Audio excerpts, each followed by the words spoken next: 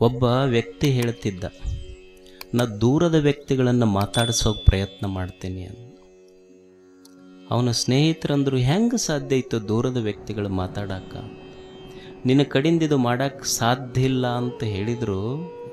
ಆ ವ್ಯಕ್ತಿ ಒಂದು ದಿವಸ ಫೋನ್ ಕಂಡು ಹಿಡ್ದಿದ್ದ. ಗ್ರಹಾಂ ಬೆಲ್ ಅವನ ಹೆಸರು. ಗ್ರಹಾಂ ಬೆಲ್ ನಿಮಗೆ ಗೊತ್ತೈತೋ ಎಲ್ಲಿದು? ಗ್ರಹಾಂ ಬೆಲ್ ಫೋನ್ ಕಂಡು ಹಿಡ್ದ. ಈಗ ನೀವು ಹೆಲೋ ಹೆಲೋ ಅಂತ ಕರಿತೀರಲ್ಲ, ಏನು ಹೆಲೋ ಅಂದ್ರೆ ಅವ ಫಸ್ಟ್ ಫೋನ್ ಕಂಡು ಹಿಡಿದ ತಕ್ಷಣ ಮೊಟ್ಟ ಮೊದಲು ಫೋನ್ ಮಾಡಿದ್ದ ಅವನ ಗರ್ಲ್ ಫ್ರೆಂಡ್ ಪ್ರಿಯತಮೆ ಇದ್ಲಲ್ಲ, ಆಕೆ ಹೆಸರು ಮಾರ್ಗರೈಟ್ ಹೆಲೋ. ಆಕೆಗೆ ಹೆಲೋ ಅಂದ ಜಗತ್ತೆಲ್ಲ ಹೆಲೋ ಹೆಲೋ ಅನ್ನಕತ್ತೈತಿ ಈಗಷ್ಟೆ. ಅಂದ್ರೆ ಸುಮ್ಮನೆ ಒಂದು ಫೋನ್ ಕಂಡು ಹಿಡಿದು ಪ್ರಿಯತಮೇ ಹೆಸರು ಜಗತ್ತು ಪ್ರಸಿದ್ಧ ಮಾಡೋದಾತ. ಅಂದ್ರೆ ಒಂದಿಷ್ಟು ಪ್ರಯತ್ನ ಬೇಕು ಮನುಷ್ಯಾಗ. ಈ ಜಮಖಂಡಿ ಹತ್ರ ಆ ಕಡೆ ಒಂದು ಚಿಕ್ಕ ಪಡಸಲಿಗೆ ಅಂತ ಒಂದು ಊರಿದೆ. ಚಿಕ್ಕ ಪಡಸಲಿಗೆ ರೈತರಿಗೆ ಗೊತ್ತಿರಬೇಕಿದು. ಅದು ಕೃಷ್ಣಾ ನದಿಯ ದಂಡೆ ಚಿಕ್ಕ ಪಡಸಲಿಗೆ ಊರ. ಅಲ್ಲಿ ಈ ಕೃಷ್ಣಾ ನದಿ ಹರಿದು ಬರ್ತಿತ್ತು. ಅವ್ರು ನೀರು ನಿಲ್ಲಿಸ್ಕೊಂಡು ಬೆಳಿಗೆಲ್ಲ ನೀರು ಬೇಕಾಗ್ತಿತ್ತಲ್ಲ, ಒಂದು ಉಸುಕಿನ ಚೀಲ ಕಟ್ತಿದ್ರು, ನೀರು ನಿಂದ್ರಿಸ್ಕೊತಿದ್ರು. ಮತ್ತೆ ಪ್ರವಾಹ ಬಂದರೆ ಉಸುಕಿನ ಚೀಲ ಹರಿದು ಹೋಗ್ತಿತ್ತು. ವರ್ಷ ಇದಕ್ಕೆ ದುಡ್ಡು ಹಾಕೋದು ಎಲ್ಲ ರೈತರು ಮಾಡಿ ಸಾಕಾಗಿಬಿಡ್ತು. ಸುಮಾರು ಒಂದು 20-21 ಹಳ್ಳಿ, 1400-1500 ಕುಟುಂಬಗಳ ರೈತರು.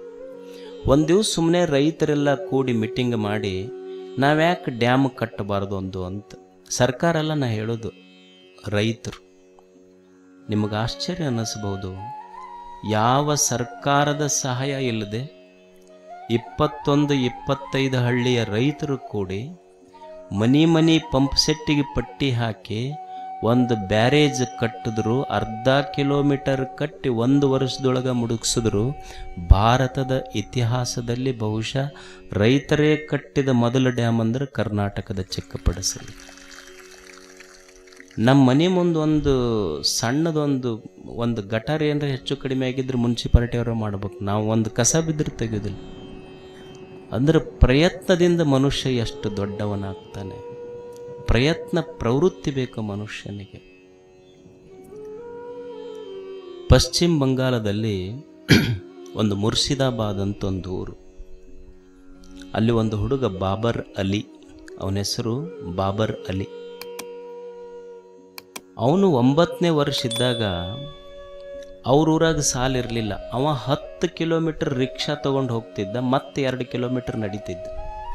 ಹೋಗಿ ಮಧ್ಯಾಹ್ನ ಬರ್ತಿದ್ದ. ಬಂದ ತಕ್ಷಣ ಅವನಿಗೆ ಅನ್ನಿಸ್ತಿತ್ತು, ನಮ್ಮ ಅಪ್ಪ ಏನೋ ಸ್ವಲ್ಪ ಅನುಕೂಲಸ್ತದಾನ, ನಾವು ಸಾಲಿಗೆ ಹೊಂಟ್ವಿ, ನಮ್ಮ ಊರನ ಮಕ್ಕಳು ಯಾವ ಸಾಲಿಗೆ ಕಲಿವಲ್ಲೋಲ್ಲ ಅಂತ ತಿಳ್ಕೊಂಡು ಒಂದು 8-9 ಮಕ್ಕಳಿಗೆ ಸಾಲಿಗೆ ಹೋಗಿ ಬಂದ ಮೇಲೆ ಸಾಲಿ ಕಲಿಸ್ತಿದ್ದವ ಬಾಬರ್ ಅಲಿ.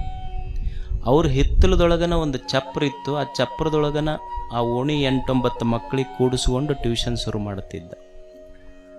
ಅದು ಹಂಗೆ ಮಕ್ಕಳು ಬರ್ಕೊಂತ ಬಹಳ ಅದು 100-200 ಮಕ್ಕಳದು. ಮತ್ತು ಇವನು ಕೈಯಾಗ ಕಲ್ತವ್ರು ಮತ್ತೆ ಬಂದು ಅವ್ರ ಸಾಲಿಗೆ ಹೋಗಿ ಬಂದು ಟ್ಯೂಷನ್ ಹೇಳಕತ್ತರು. ಎಷ್ಟು ಬಹಳ ಮಕ್ಕಳದು. ಒಂದು ದಿವಸ ಅಮರ್ತ್ಯ ಸೇನ್, ನಿಮಗೆ ಗೊತ್ತಿರಬೇಕು, ನೊಬೆಲ್ ಪ್ರಶಸ್ತಿ ತಗೊಂಡವ್ರು ಅಮರ್ತ್ಯ ಸೇನ್. ಅವರು ಶಾಂತಿನಿಕೇತನಕ್ಕೆ ಇವನಿಗೆ ಕರೆಸಿದ್ರು.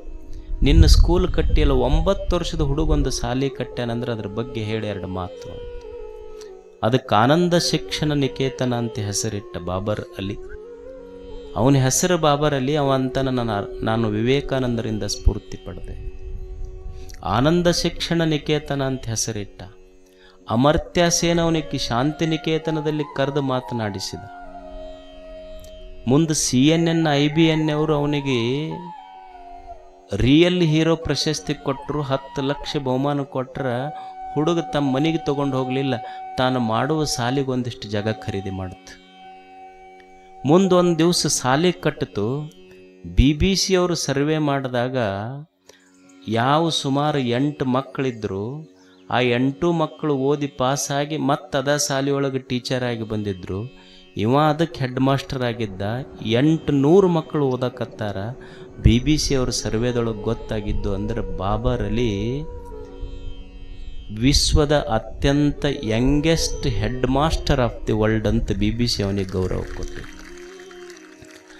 ಯಾವ ಊರಾಗ ಸಾಲ ಇರಲಿಲ್ಲ ಆ ಊರಾಗ ಹುಡುಗ ಸಾಲಿ ಕಟ್ಟಿ ಇವತ್ತು PUC ಫಸ್ಟ್ ಇಯರ್ಗೆ ರಿಫ್ಲೆಕ್ಷನ್ಸ್ ಅಂತ ಟೆಕ್ಸ್ಟ್ ಬುಕ್ ಐತೆ, ಅದರೊಳಗೆ ಅವನು ಪಾಠ ಆಗೈತಿ. ಯಾವ ಊರಾಗ ಸಾಲಿ ಇರಲಿಲ್ಲ ಅಂಥ ಮಗ ಒಂದು ಸಾಲಿ ಕಟ್ಟಿ ಸಾಲಿ ಕಲಿಯೋರಿಗೆ ಸಿಲೆಬಸ್ನೊಳಗೆ ಬರ್ತಾನಂದ್ರೆ ಇದು ಪ್ರಯತ್ನ ಪ್ರವೃತ್ತಿಯಲ್ಲಿ. ಇದು ಗೊತ್ತಿರಬೇಕು ನಮಗಷ್ಟೆ. ಅಂದ್ರೆ ಸಂಪತ್ತು ಗಳಿಸುವುದಷ್ಟೇ ಸಾಧನೆಯಲ್ಲ, ಸಾಧನೆ ಸಂಪತ್ತು, ಪರಿಶ್ರಮ ಬೇಕು ಮನುಷ್ಯನಿಗೆ. ನಮಗೆ ಸಂಪತ್ತು ಮಾಡುವುದೇ ಒಂದು ಸಾಧನೆ ಆಗೈತಿ. ಒಂದು ಬಸ್ ನದಿಗೆ ಬಿದ್ದಿತ್ತಂತ. ಒಂದು ಬಸ್ ನದಿಗೆ ಬಿದ್ದಾಗ ಎಲ್ಲರೂ ನಮ್ಮನ್ನು ಜೋಪಾನ ಮಾಡಿರಿ ಕರ್ಕೋರಿ ಉಳಿಸ್ಕೋರಿ ಅಂತ ಎಲ್ಲರೂ ಕೈ ಮಾಡಿ ಕರೀತಿದ್ರು. ಒಬ್ಬ ಕಂಡಕ್ಟರ್ ಎಲ್ಲದನ್ರಿ ಅಂತ ಹುಡುಕ್ತಿದ್ದ. ಒಬ್ಬ ಅಲ್ಲೋ ಎಲ್ಲರೂ ಮುಳುಗಕತ್ತಾರ, ನೀ ಕಂಡಕ್ಟ್ರನ್ನ ಹುಡುಕಕತ್ತಿಲ್ಲ. ಅದಕ್ಕೆ ಇಲ್ರಿ ಟಿಕೆಟ್ನಿಂದ ₹5 ಬರೆದು ಕೊಟ್ಟನವ ಅಂತ ತಾನ ಮ್ಯಾಲ ಹೊಂಟಾನ. ₹5 ತೊಗೊಂಡು ಏನು ಉಳಿತಾನೆ? ಎಲ್ಲರೂ ಮುಳುಗಕತ್ತಾರ, ತಾನು ಮುಳುಗಕತ್ತಾನ, ₹5 ಸಲುವಾಗಿ ಹುಡುಕಕತ್ತಾನ ಕಂಡಕ್ಟರ್. ಅಂದ್ರೆ ಹೋಗಾಗೂ ಸಹಿತ ನಮಗೆ ಸಂಪತ್ತೇ ಸಾಧನೆಯಾತೆ ಹೊರತು ಸಾಧನೆ ಸಂಪತ್ತಾಗಲಿಲ್ಲ. ಪರಿಶ್ರಮ, ಇದು ಪ್ರಯತ್ನ ಪ್ರವೃತ್ತಿ ಮನುಷ್ಯನಿಗೆ ಬೇಕು. ಅಲ್ಲ, ಯಾರಿಗೆ ಇಚ್ಛೆ ಇಲ್ಲ ಹೇಳಿ? ಎಲ್ಲರಿಗೆ ಪರಿಶ್ರಮ ಪಡಬೇಕಂತೀವಿ, ಎಲ್ಲರೂ ಪರಿಶ್ರಮ ಪಡ್ತೀವಿ. ಯಾವ ಮಕ್ಕಳಿಗೆ ನಾ ಶಾಲ್ಯಾಗ ಫೇಲ್ ಆಗಬೇಕಂತ ಇಚ್ಛೆ ಇದೆ ಹೇಳಿ? ಯಾವ ವ್ಯಾಪಾರಸ್ಥನಿಗೆ ತಾನು ಅಂಗಡಿಯಲ್ಲಿ ಲಾಸ್ ಆಗಬೇಕಂತ ಇಚ್ಛೆ ಇದೆ ಹೇಳಿ? ಎಲ್ಲರಿಗೂ ಇಚ್ಛೆ ಇದೆ. ಆದರೂ ಸಹಿತ ನಾವು ಅನ್ಕೊಂಡಂಗೆ ನಡೆಯುವಲ್ದಲ್ಲ. ಯಾಕಿದು?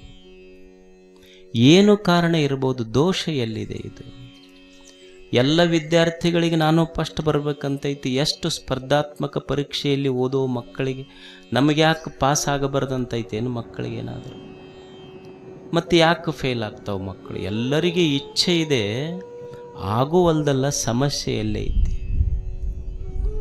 ಸಮಸ್ಯೆ ಎಲ್ಲೈತಿ ಅಂದರೆ ಸಮಸ್ಯೆ ಹೊರಗಿಲ್ಲ, ಸಮಸ್ಯೆ ನಮ್ಮೊಳಗೆ ಐತಿ. ಅದು ಏನು ಅಂದ್ರೆ ನಮ್ಮೆಲ್ಲರಲ್ಲಿ ಪ್ರಯತ್ನ ಮಾಡಿದರೆ ಸಾಧಿಸುತ್ತೇವೆ ಎನ್ನುವ ಅತ್ಯಂತ ಉತ್ಕಟ ಇಚ್ಛೆ ಇದ್ದರೂ ಒಳಗೊಂದು ಚಂಚಲವಾದ ಮನಸ್ಸೈತೆಲ್ಲ, ಅದು ಮಾಡಿಸ್ಕೊಡುವಲ್ದಷ್ಟೇ. ಆ ದೋಷದಿಂದ ಸಾಧಿಸ್ಲಿಕ್ಕಾಗುವಲ್ಲ. ಇದಕ್ಕೆ ವಿಕ್ಷಿಪ್ತ ದೋಷ ಅಂತ ಕರೀತಾರೆ. ಚಂಚಲಂ ಹಿ ಮನ ಕೃಷ್ಣ ಪ್ರಮಾಥಿ ಬಲವದೃಢಂ ತಸ್ಯಾಹಂ ಮನ್ನೆ ವಾಯೋರಿವದು ತಸ್ಯಾಹಂ ನಿಗ್ರಹಂ ಮನ್ನೆ ವಾಯೋರಿವ ದುಷ್ಕರಂ. ಏನು ಕಷ್ಟ ಐತಿ ಅಂದ್ರೆ ಈ ಗಾಳಿಯನ್ನು ಕಟ್ಟಿ ಹಿಡಿಬೋದು, ಅದ್ರ ಮನಸ್ಸು ನಿಲ್ಲಿಸುವುದು ಎಷ್ಟು ಕಷ್ಟ ಐತಪ್ಪ. ಎಷ್ಟು ಚಂಚಲ ಐತಿ ಅಂದ್ರೆ ಏನು ಬೆಳಿಗ್ಗೆ ನಸಿಕ್ನಾಗ 5ಕ್ಕೆ ಅಲಾರಾಮ್ ಇಟ್ಟಿರ್ತೈತಿ, ಎದ್ದು ಓದೇ ಬಿಡ್ಬೇಕಂತ, ಮತ್ತು ಇಲ್ಲ ಇನ್ನೊಂದು 5 ನಿಮಿಷ ಮಕ್ಕೋಬೇಕಂತ ಮಕ್ಕೊಂಡಿದ್ದು ಹೊಳ್ಳಿ ಎದ್ದಿದ್ದು 8 ಆದಾಗ. ಅದು ಅಲಾರಾಮ್ ಇಡಿಸಿದ್ದು ಅದೇ ಮನಸ್ಸು, ಹೊಳ್ಳಿ ಮಲ್ಕೊಳಕ್ಕೆ ಹೇಳಿದ್ದು ಅದೇ ಮನಸ್ಸು. ಏನು ಒಮ್ಮೆ ಸಂಸಾರ ಸಾಕಪ್ಪ ಅಂತ ಮಟಕ್ಕ ಬಂತು. ಯಾಕೋ ಬಂದೆಲ್ಲ? ಏನಿಲ್ಲಪ್ಪ ಸಂಸಾರದಾಗ ಸಾಕಾಗಿ ಹೋಗೈತೆ. ಅದು ಮತ್ತು ಸಾಯಂಕಾಲ ಆತು, ಬರ್ತೀನಪ್ಪ ಅಂದು ಗುರುಗಳು ಕೇಳಿದ್ರೆ, ಯಾಕೋ ಎಲ್ಲಿಗೆ ಹೊಂಟೆ? ಇಲ್ಲ, ಮನೆ ಮುಂದೆ ನಿನ್ನ ಮಗಳು ಒಬ್ಬಕ್ಕನೇ ಆಗ್ತಾಳೆ. ಮತ್ತು ಸಂಸಾರ ಸಾಕಂತನ ಬಂದಿದ್ದ, ಮತ್ತು ಬಂತ್ಯಾಕ ಮತ್ತು ಹೊಂಟತೆ ಅಂದ್ರೆ ಈ ಮನಸ್ಸಿನ ಗುಣಧರ್ಮ ಇದು ಹೇಳೋದು. ನಾನು ಒಮ್ಮೆ ಪುಸ್ತಕ ಹಿಡಿಬೇಕಂತ ತೊಗೊಂಡು ಓದಕತ್ತೈತಿ, ಒಂದು ಕ್ಷಣದಾಗ ಮತ್ತೆ ಒಂದು 5 ನಿಮಿಷ ಮೊಬೈಲ್ ನೋಡಿ ಮತ್ತೆ ಓದೋಣ ಅಂತ ಮತ್ತೆ ಮೊಬೈಲ್ ಹಿಡಿದೈತಿ. ಇದು ಮನಸ್ಸಿನ ಚಾಂಚಲ್ಯ ಗುಣ. ಇದು ಏನು ಗುರುಗಳ ಹತ್ರ ಬಂದೈತಿ, ಬಂದು ನಮಸ್ಕಾರ ಮಾಡಿ ಇವತ್ತಿನಿಂದ ಓಸಿ ಆಡೋದ ಬಿಟ್ಟು ಬಿಡ್ಬೇಕು. ಬಂದು ನಮಸ್ಕಾರ ಮಾಡೈತಿ, ನಮಸ್ಕಾರ ಮಾಡಿದ ತಕ್ಷಣ ಗುರುಗಳು ಒಂದಿಷ್ಟು ಆಶೀರ್ವಾದ ಕಲಸಕ್ರಿ ಕೊಟ್ಟರಲ್ಲ, ಕೊಟ್ಟ ತಕ್ಷಣ ಅನ್ನಿಸ್ತು, ಅಲ್ಲ ನಮಸ್ಕಾರ ಮಾಡೀನಿ, ಗುರುಗಳೇನು ಕಲಸಕ್ರಿ ಕೊಟ್ಟಾರ, ಕೊನೆ ಪ್ರಯೋಗ ಅದನ್ನು ಎಣಿಸಿರ ನಂಬರ್ ಹಚ್ಚನ, ಇದರ ಹತ್ತದ್ರೆ ಹತ್ತಿಲ್ಲ ನೋಡು. ಅಂದ್ರೆ ಅಜ್ಜಾರು ಕೊಟ್ಟು ಕಲಸಕ್ರಿನೂ ಎಣಿಸಿ ನಂಬರ್ ಹಚ್ಚು ಭಕ್ತರದಾರ.